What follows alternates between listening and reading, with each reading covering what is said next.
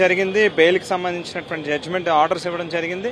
But still ఇప్పటికి కూడా ఇంకా బయటికి పంపించకుండా ఏదో రకంగా లేట్ చేయాలనేటువంటి ప్రయత్నం చేస్తాం. ఇవన్నీ కూడా తాత్కాలికంగా వారి యొక్క పైశాచిక ఆనందానికి ఉపయోగపడుతుందేమో తప్పితే బట్ ఏ ఒక్క వైఎస్ఆర్ కాంగ్రెస్ పార్టీ శ్రేణి కూడా భయపడేది లేదు, వెనకడుగు వేసేది లేదు. మరింత రెట్టించినటువంటి ఉత్సాహంతో పనిచేస్తారు.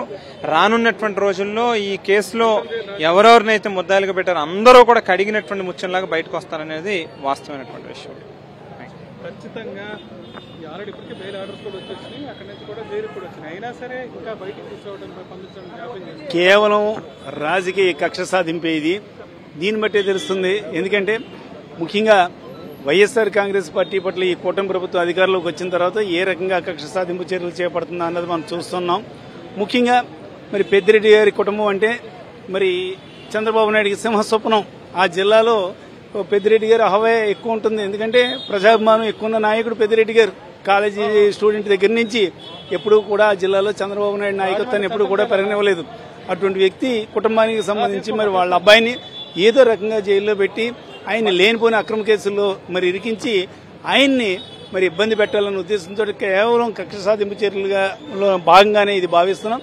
ఏది ఏమైనా ఈ రోజున ఆయన బయటకు రావడం నిజంగా వైఎస్ఆర్ కాంగ్రెస్ పార్టీ శ్రేణులందరూ కూడా ఈ రోజున పండగ చేసుకుంటున్నారు. ఎందుకంటే ఎప్పుడు కూడా నీతి ఎప్పుడు కూడా గెలుస్తుందని, న్యాయం గెలుస్తుందని ఈ సందర్భంగా తెలియజేస్తున్నాను. సార్, బెయిల్ ఆర్డర్స్ వచ్చినా సరే ఇంకా జాప్యం చేయటం, మిథున్ రెడ్డి గారిని బయటకు తీసి పంపించడానికి జాప్యం జరుగుతుంది. ఎలా చూడొచ్చు ప్రభుత్వం?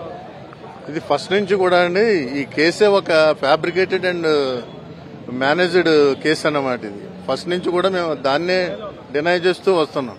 ఇప్పుడు కూడా అంతే, కావాలని ఇంటెన్షనల్ గా అలా డిలే చేస్తారన్నమాట. దాన్ని అంతకుమించి ఏం లేదు. కక్ష సాధింపు అంతే, అతనికి ఏం కాదు. ఏదైతే ఎంపీ మిథున్ రెడ్డి గారి మీద ఒక కక్షపూరితమైనటువంటి కేసు దుర్మార్గమైనటువంటి విధంగా పెట్టి 69 రోజులు జైల్లో పెట్టడం జరిగింది. ఇంతేనే మీరు చేయగలిగింది, ఇంకేమైనా చేయగలుగుతారా? తెలుగుదేశం ప్రభుత్వం ఈ కక్షాదింపుతోటే కాలక్షేపం చేస్తుంది. ఎంపీ మిథున్ రెడ్డి గారి మీద లేనటువంటి కేసుని పెట్టారు.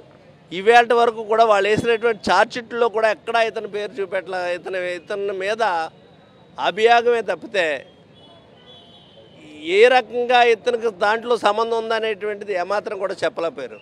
అందుగురించే ఈవేళ సిబిఐ కోర్టు బెయిల్ కూడా మంజూరు చేసింది.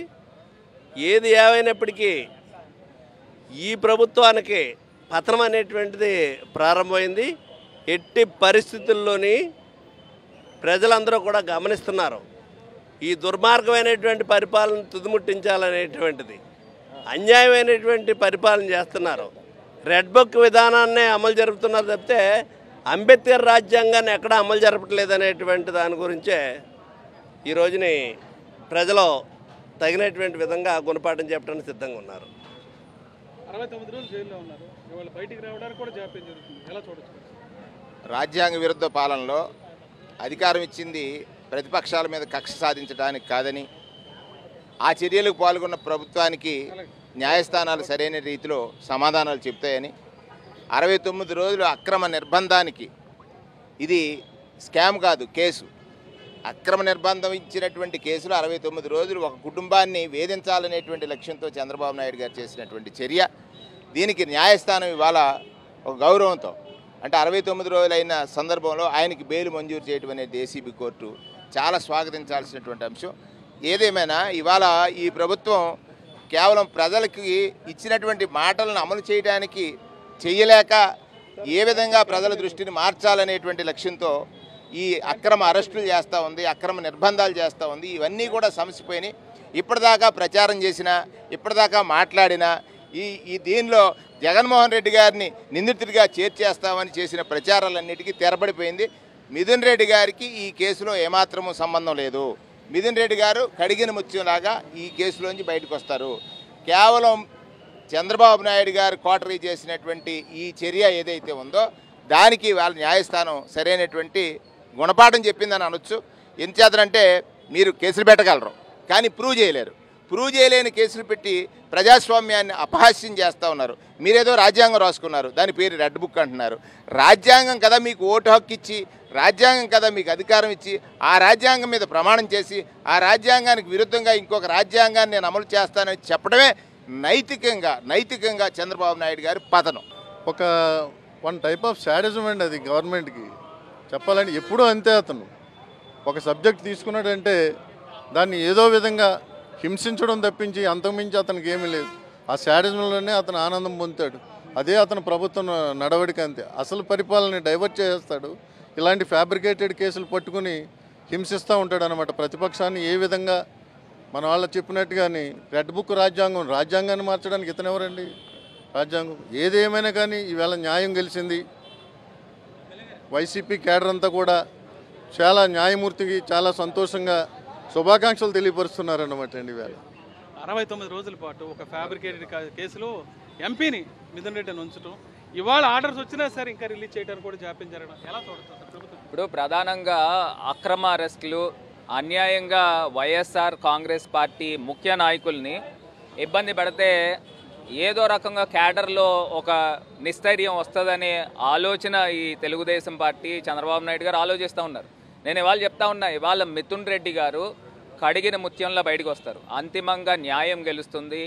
ఎప్పుడు కూడా మేము ధర్మ పోరాటం చేస్తాము. ఇవాళ మీరు అక్రమ అరెస్ట్ చేసి మిథున్ రెడ్డి గారితో పాటు చెవిరెడ్డి భాస్కర్ రెడ్డి గారిని, అదేవిధంగా ఓఎస్డి కృష్ణమోహన్ రెడ్డి గారిని, ధనుంజయ రెడ్డి గారిని, ఇంతమందిని మీరు అరెస్ట్ చేసి ఏం సాధించారు? ఏం ప్రూవ్ చేయగలిగారు? మీరు సుమారుగా 100-120 రోజులు అయిపోయింది వీళ్ళందరూ అరెస్టులు కూడా చూస్తే.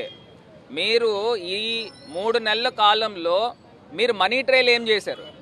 ఏమీ కూడా చేయకోకుండా ఇవాళ అక్రమ అరెస్ట్ కింద పూర్తిగా ప్రజలందరూ కూడా అర్థమవుతుంది చంద్రబాబు నాయుడు గారు మీరు చేసిన కార్యక్రమం ఏంటి అని అడుగుతా ఉన్నాను. ఇవాళ సెంట్రల్ జైల్లో మధ్యాహ్నం అనగా బెయిల్ వస్తే ఆల్రెడీ మెయిల్ వచ్చి చాలాసేపు అయింది.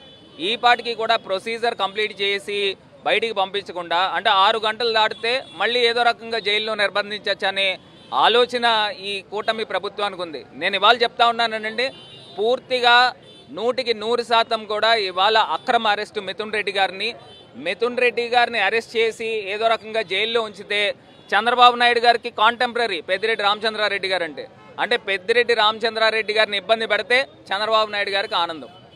ఇవాళ క్లియర్గా అర్థమవుతూ ఉంది. ఇంత దారుణమైన పొజిషన్లో ఇవాళ కూటమి ప్రభుత్వం ఉంది. ఇదే సెంట్రల్ జైలుకి ఎదురుగుండా మనకి మెడికల్ కాలేజ్ ఉంది. ఇదే మెడికల్ కాలేజ్ని అన్యాయంగా మరి నెక్స్ట్ ఉండే జీవోలో కూడా తీసుకోవచ్చేమో. 10 మెడికల్ కాలేజీలు ఆల్రెడీ మీరు ఇవాళ ప్రైవేటైజ్ చేస్తూ ఉన్నారు. నేను ఇవాళ ఒకటే క్వశ్చన్ అడుగుతా ఉన్నా, మీరు 1,00,000 కోట్ల రూపాయలతో అమరావతి కడతా ఉన్నారు. కనీసం ఒక 5,000 కోట్లు పెడితే ఇవాళ 17 మెడికల్ కాలేజీలు ప్రభుత్వ పరంగాతోనే కంప్లీట్ అయ్యి ఉండేవి కదా. ఆడతా పడతా సంవత్సరానికి 1000 కోట్లు ఖర్చు చేస్తే 5 సంవత్సరాల్లో 17 మెడికల్ కాలేజీలు కంప్లీట్ అవుతాయి. ఇంత దారుణమైన వ్యవహారం చేస్తూ అక్రమంగా అరెస్టులు చేసే కార్యక్రమము ఇవాళ కూటమి ప్రభుత్వం చూస్తూ ఉంది. ఖచ్చితంగా కోర్టులు సమాధానం చెప్తాయి. రాబోయే రోజుల్లో జగనన్న 2.0 వస్తుంది. వచ్చిన తర్వాత ఖచ్చితంగా దీనికి బదులు ఇస్తామని కూడా ఈ సందర్భంగా తెలియపరుస్తా ఉన్నాను. ఇదే అనుశ్రీ, మొత్తం రాష్ట్రంలో ఏ రకమైన పరిస్థితి ఎదురవుతుందన్న విషయాన్ని స్పష్టంగా వైఎస్ఆర్సీపీ నేతలు చెప్పారు. అక్రమ కేసుల్లో ప్రతిపక్ష నేతలను అరెస్టు చేయడమే లక్ష్యంగా ఈ కార్యక్రమం కొనసాగుతున్న విషయాన్ని స్పష్టంగా చెప్తాను. మరి కొద్దిసేపట్లో మిథున్ రెడ్డి కూడా బెయిల్పై విడుదలవుతున్నారు. అనుశ్రీ.